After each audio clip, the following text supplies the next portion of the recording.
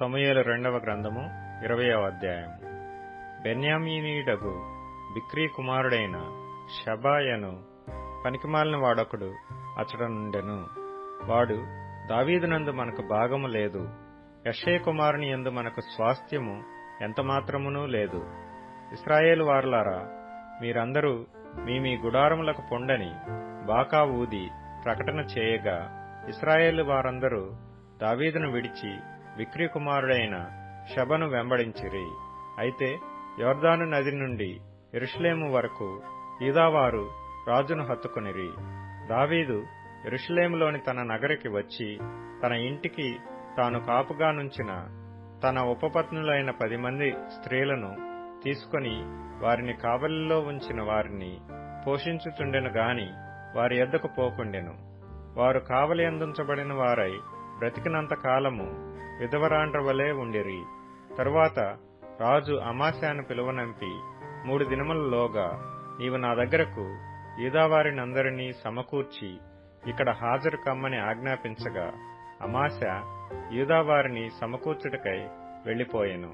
అతడు ఆలస్యము చేసినందున అతనికి నిర్ణయించిన కాలము మీరిపోయినప్పుడు దావీదు అబీషైని పిలువనంపి, బిక్రీ కుమారుడైన షబా అబ్షాలోము కంటే మనకు ఎక్కువ కీడు చేయును. వాడు ప్రాకారములు గల పట్టణములలో చొచ్చి మనకు దొరకకపోవునేమో గనుక నీవు నీ ఏలిన వాని సేవకులను వెంటబెట్టుకొని పోయి వాని తరిమి పట్టుకొనుమని ఆజ్ఞాపించెను. కాబట్టి యోవాబు వారును కెరేతీయులను పెలేతీయులను బలాఢ్యులందరూ అతనితో కూడా యెరూషలేములో నుండి బయలుదేరి బిక్రీ కుమారుడగు షబను తరమబోయిరి. వారు గిబియోనులో ఉన్న పెద్ద బండ దగ్గరకు రాగా అమాస్య వారిని కలయవచ్చెను. యోవాబు తాను తొడుక్కొనిన చొక్కాయకు పైన బిగించియున్న నడికట్టుకు వరగల కత్తి కట్టుకుని ఉండగా ఆ వర వదులై కత్తి నేలపడెను.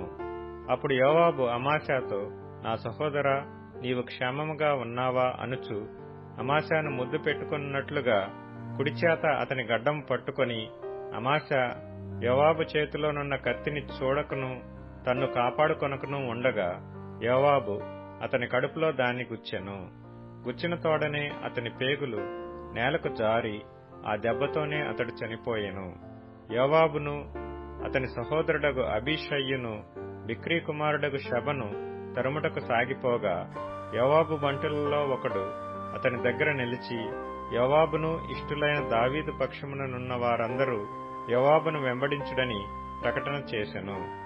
అమాస్య రక్తములో పొర్లుచు మార్గమున పడియుండగా అచ్చోటికి వచ్చిన జనులందరూ నిలిచియుండుట ఆ మనుష్యుడు చూచి అమాస్యాను మార్గము నుండి చేనిలోనికి లాగి, మార్గస్థులందరూ నిలిచి తేరి చూడకుండా శవము మీద బట్ట కప్పెను. శవము మార్గము నుండి తీయబడిన తరువాత జనులందరూ బిక్రీ కుమారుడగు షబను తరుముటకై యోవాబు వెంబడి వెళ్లిరి. అతడు ఇశ్రాయేలు గోత్రపు వారందరి యొద్దకును, ఆబేలు వారి యొద్దకును, బేత్మయకా వారి యొద్దకును, బెరీయులందరి యొద్దకును రాగా వారు కూడుకొని అతని వెంబడించిరి. ఈ ప్రకారము వారు వచ్చి ఆబేలు బేత్మయకాయందు బిక్రీని ముట్టడి వేసి పట్టణపు ప్రాకారము ఎదుట బురుజు కట్టగా, యోవాబు వారందరూ ప్రాకారమును పడవేయుటకు దానిని కొట్టిరి. అప్పుడు యుక్తిగల ఒక స్త్రీ ప్రాకారము ఎక్కి, ఓహో, ఆలకించుడి, ఆలకించుడి, నేను అతనితో మాట్లాడునట్లు యోవాబును ఇక్కడికి రమ్మని చెప్పుడని కేక వేయగా యోవాబు ఆమె దగ్గరకు వచ్చెను. అంతటా ఆమె, యోవాబువు నీవేనా అని అతని నడుగగా అతడు నేనే అనెను. అందుకామె, నీ దాసురాలనగు నేను నీతో మాట్లాడుదునా అని అడుగగా అతడు మాట్లాడవచ్చునెను. అంతటా ఆమె, పూర్వకాలమున జనులు ఆబేలునందు సంగతి విచారింపవలనని చెప్పుట కద్దు. అలాగున చేసి కార్యములు ముగించుచూ వచ్చిరి. నేను ఇశ్రాయేలునందు నిమ్మళస్తులలోనూ యథార్థవంతులలోనూ చేరిక అయిన దానను. ఇశ్రాయేలీల పట్టణములలో ప్రధానమగు ఒక పట్టణమును లయము చేయవలనని నీవు ఉద్దేశించుచున్నావు.